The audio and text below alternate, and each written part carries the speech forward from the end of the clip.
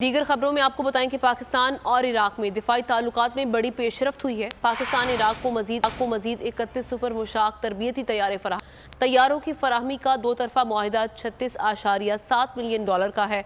पाकिस्तान ने मुआहिदे के तहत 36 सुपर मुशाक तैयारे फराहम करने हैं।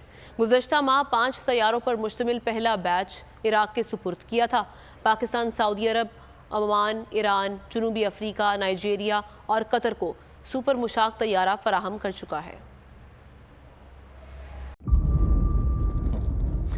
इंतजार था ना, चलो इस बार वो करते हैं जो इससे पहले किया ही नहीं। किस्मत की आंखों में आंखें डाल के जीतना होगा। सब में है शेर जैसी राह, जर्रा जर्रा भी हर कंटेस्टेंट को लगेगा पहाड़।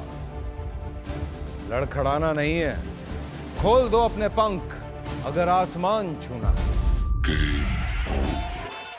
अबे लग रहा है ये सब पहले भी कहीं सुना है। एंटरटेनमेंट की गारंटी जनाब, क्योंकि यहाँ खेलोगे कूदोगे तो बनोगे नवाब। खुश रहो पाकिस्तान। खुश रहो पाकिस्तान बुध और जुमेरात शाम 7 बजे सिर्फ बोल एंटरटेनमेंट पर।